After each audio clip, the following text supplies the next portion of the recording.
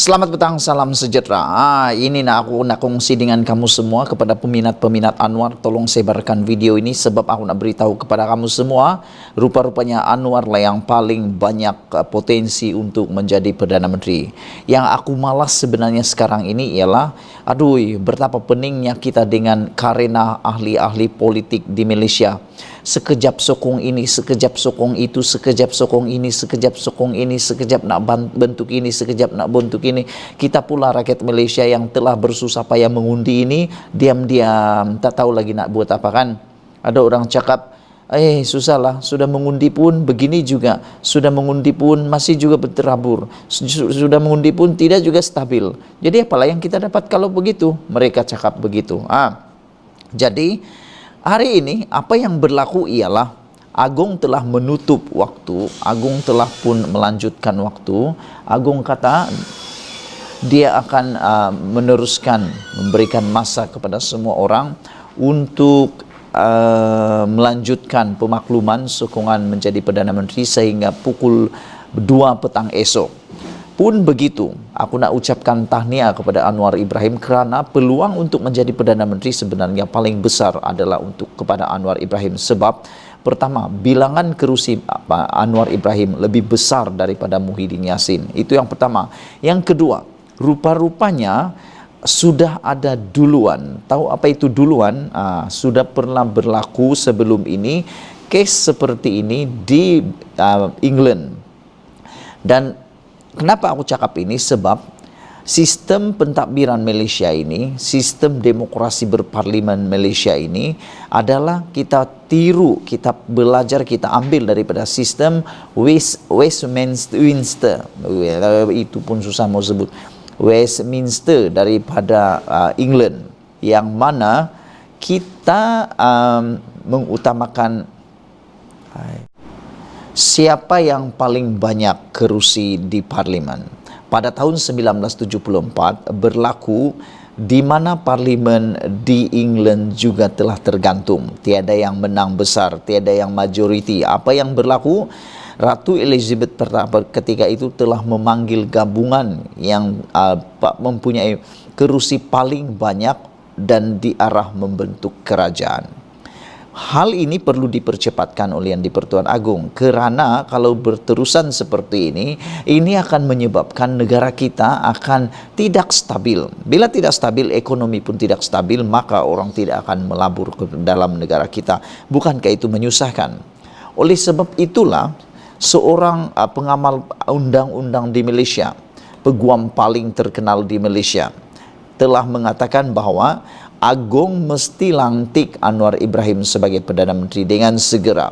Hal ini kerana menurut peguam ini telah berlaku dalam pilihan raya di United Kingdom pada tahun 1974 yang turut menyaksikan parlimen tergantung. Dengan itu, Ratu Elizabeth telah pun mengundang gabungan yang memperoleh undi terbanyak untuk membentuk kerajaan. Justru katanya, oleh kerana Malaysia turut menggunakan sistem parlimen Westminster, Anwar patut diberikan peluang untuk menjadi Perdana Menteri Malaysia. Katanya, Agong mesti melantik Perdana Menteri daripada Pakatan Harapan, iaitu Anwar Ibrahim. Ini kerana Anwar Ibrahim telah mendapat 82 kerusi daripada 222 kerusi parlimen, manakala Perikatan Nasional hanya 73 kerusi. PN setakat ini dikatakan telah mendapat sokongan daripada blok Borneo sebanyak telah mencapai 112 kerusi. Bagaimanapun, pemimpin PH baru saja selesai bertemu di Seri Pacific Hotel dan kita akan tunggu dalam beberapa jam lagi apakah keputusan yang sebenar daripada perbincangan tersebut. Saudara-saudara, itulah dia. Aku nak kata sekali lagi, aku optimis Anwar akan menjadi Perdana Menteri berdasarkan kepada duluan undang-undang, duluan mahkamah yang pernah berlaku, iaitu ketika berlaku parlimen tergantung di United Kingdom dan telah menyebabkan Ratu Elizabeth memanggil gabungan yang paling banyak mendapat undi, itulah yang dilantik menjadi Perdana Menteri. Jadi kita di Malaysia pun mempunyai sistem pentadbiran yang sama dengan United Kingdom, iaitu Westminster. Maka dengan itu Anwar patut dipanggil untuk menjadi Perdana Menteri. Sekian dulu untuk kali ini. Malaysia kita punya, kita jaga sama-sama, cintai Malaysiaku. Bye-bye. Selamat pagi, salam sejahtera. Pagi ini ada dua isu yang aku nak cerita dengan kamu semua tentang pembentukan kerajaan yang melibatkan Anwar Ibrahim dan Muhyiddin Yassin, dan juga pemain utama sekarang ini bukan kingmaker tetapi pemain utama kepada keputusan ialah sebenarnya ada dua. Yang pertama, pemain utama di dalam keputusan pada hari ini ialah tentulah yang di Pertuan Agong, Sri Paduka Baginda yang di Pertuan Agong. Yang kedua, pemain utama di dalam keputusan kerajaan hari ini ialah tentulah Barisan Nasional.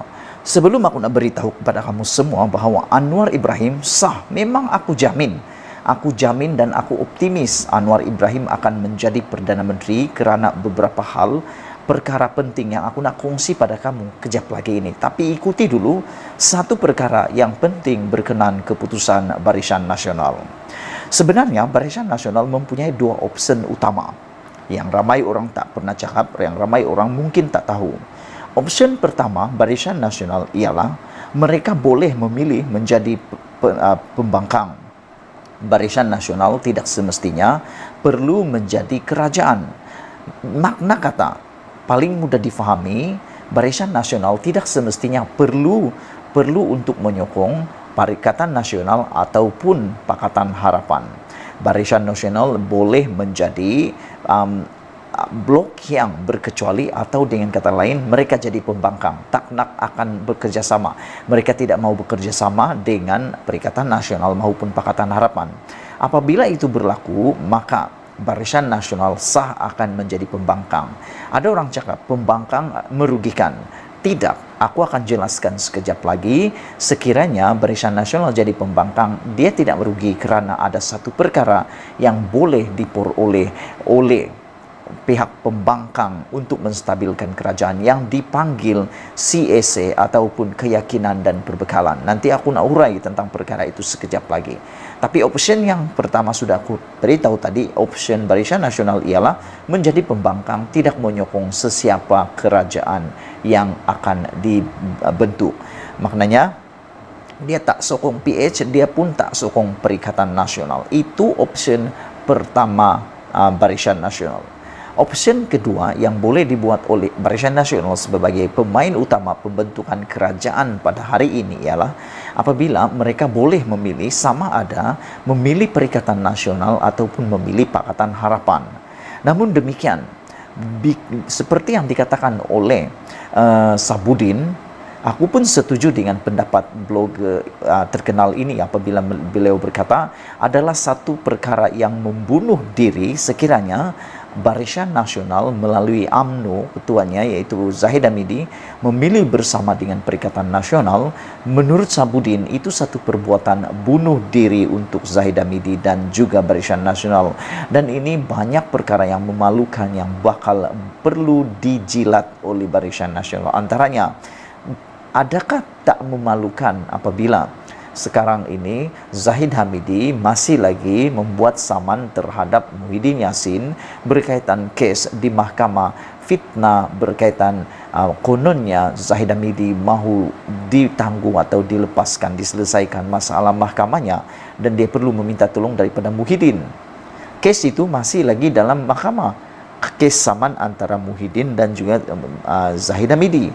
Kalau Zahid datang kepada Muhyiddin, bukankah itu sesuatu memalukan? Kedua,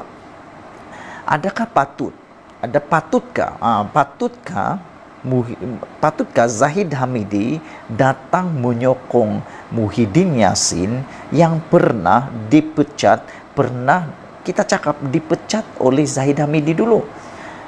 Kenapa saya guna istilah dipecat? Kerana waktu Muhyiddin jadi Perdana Menteri, siapa yang menumbangkan Muhyiddin Yassin? Geng Zahid Hamidi. Apabila mereka menarik sokongan daripada menyokong Muhyiddin Yassin sebagai Perdana Menteri, maka tumbanglah Muhyiddin Yassin, naiklah Ismail Sabri. Tidakkah sesuatu yang memalukan dan tidakkah sesuatu yang janggal apabila Zahid kata Muhyiddin adalah Perdana Menteri yang gagal, Muhyiddin adalah kerajaan yang gagal, Muhyiddin lemah dan sebagainya yang telah dikatakan oleh Zahid Hamidi berkaitan Muhyiddin Yassin. Tiba-tiba pula dulu mereka tumbangkan, tiba-tiba pula Zahid angkat semula Muhyiddin. Adakah itu logik? Coba kamu pikir dengan pikiran yang sehat. Logikah Zahid yang menumbangkan Muhyiddin dulu karena dikatakan lemah dalam pentadbiran selama 17 bulan itu, kali ini diangkat pula? Dulu kata lemah tapi diangkat pula. Adakah itu logik? Fikir betul-betul. Jadi dua perkara ini akan menjadi faktor kepada penentu mainan Barisan Nasional hari ini. Jadi itu sebab aku optimis Barisan Nasional akan memilih dua option. Yang pertama yaitu mereka tidak akan menyokong mana-mana gabungan, mereka akan sah menjadi pembangkang. Bagaimana mereka dapat mendapat kesenangan ataupun bagaimana mereka mentadbir? Senang saja. Mereka tidak akan menyokong siapa-siapa dalam kerajaan, tapi mereka akan berdiri sebagai blok pembangkang. Ada orang tanya, jadi kalau begitu nanti undi percaya macam mana? Nanti akan ada tumbang ini lagi. Jangan lupa, dalam Dewan Rakyat ada yang dipanggil CSA, yaitu satu perjanjian keyakinan dan berbekalan. Walaupun Barisan Nasional jadi pembangkang, tetapi dia tidak perlu untuk menumbangkan kerajaan yang akan dibina ini, kerana mereka akan dapat keyakinan dan perbekalan, yang mana kerajaan akan bekerja sama dengan pembangkang untuk supaya tidak muncul, tidak wujud yang dipanggil undi tidak percaya. Jadi saudara-saudara, saya harap kamu faham bahwa itu sebab Zahid Hamidi tidak akan memilih Perikatan Nasional. Untuk isu yang kedua, aku nak cerita pula apa peranan yang di Pertuan Agong dalam pelantikan Anwar Ibrahim sebagai Perdana Menteri hari ini. Tapi di dalam video yang akan datang, ikuti terus pendedahan saya di video akan datang. Itu pula saya akan cerita pada kamu semua bagaimana Agong akan melaksanakan tanggung jawabnya sebagai yang di Pertuan Agong hari ini. Dan yang aku fikir ialah aku fikir pada pendapat saya mungkin Agong akan pilih Anwar Ibrahim. Agong akan pilih Anwar Ibrahim sebagai Perdana Menteri kerana beberapa perkara. Jadi ikuti terus video aku yang selepas ini. Kamu ikuti channel aku, subscribe supaya kamu tahu pendedahan demi pendedahan, ulasan demi ulasan, dan juga pencerahan yang aku nak kongsi dengan kamu semua berkaitan dengan siapa yang akan bentuk kerajaan hari ini. Dan kamu pasti akan yakin selepas mendengar pencerahan aku nanti bahwa Anwar Ibrahim lah yang paling layak yang akan jadi Perdana Menteri pada hari ini. Sekian dulu, jangan lupa tekan butang subscribe, loceng untuk dapat video aku selepas ini berkaitan pula apa yang boleh dilakukan oleh Agong. Kita jumpa lagi. Malaysia kita punya, kita juga sama-sama cintai Malaysiaku. Bye-bye.